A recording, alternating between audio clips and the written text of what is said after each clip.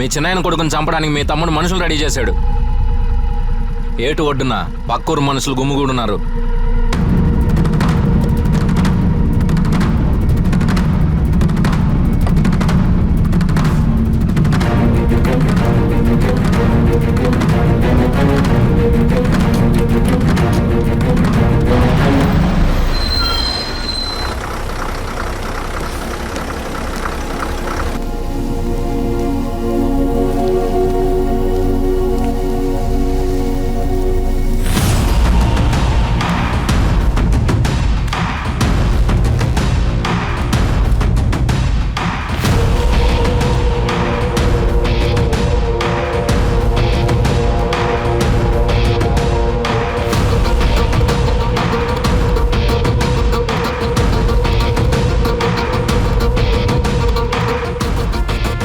రే లేపండి రావాణ్ణి.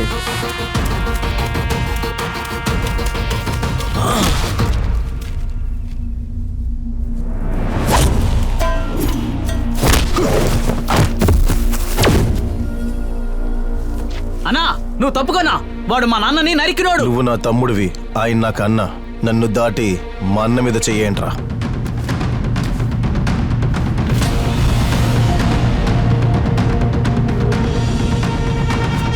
రే వీణ్ణి కలిపి లేపేయండి రా.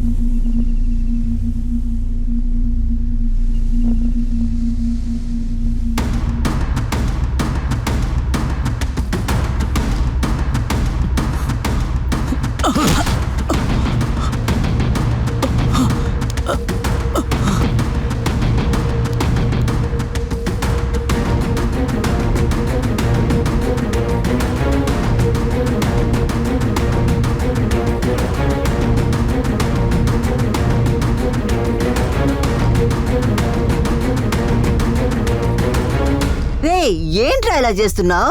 అంతకుడా మా వీడు అన్న నరకడానికి కత్తితో నిలబడ్డాడు.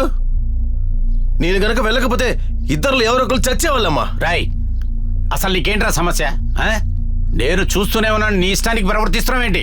అందరిని ఎదిరించుకుంటూ ఏం సాధిస్తావురా? ఒళ్ళు దగ్గర పెట్టుకొని నడుచుకో. నువ్వు మాట్లాడుకున్నానా? దీనంతటికీ కారణం నువ్వే. రేయ్, నువ్వు ఎందుకలా ఇలా మాట్లాడుతున్నావు? మీ నాన్నతోనా? నువ్వు ఊరికే ఉండమా. ఆయన వల్ల ఇంత దూరం వచ్చింది. మీరు మంచిగా ఉంటుంటే మేం మంచిగా ఉండేవాళ్ళం.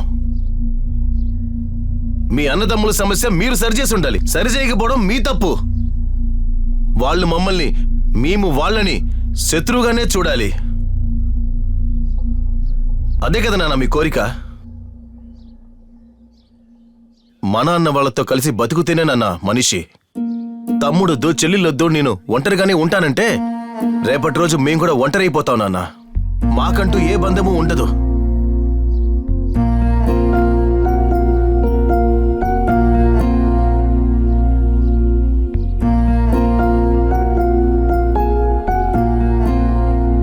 ఎవరి కుటుంబాల్లో గొడవలు లేకుండానే చెప్పు.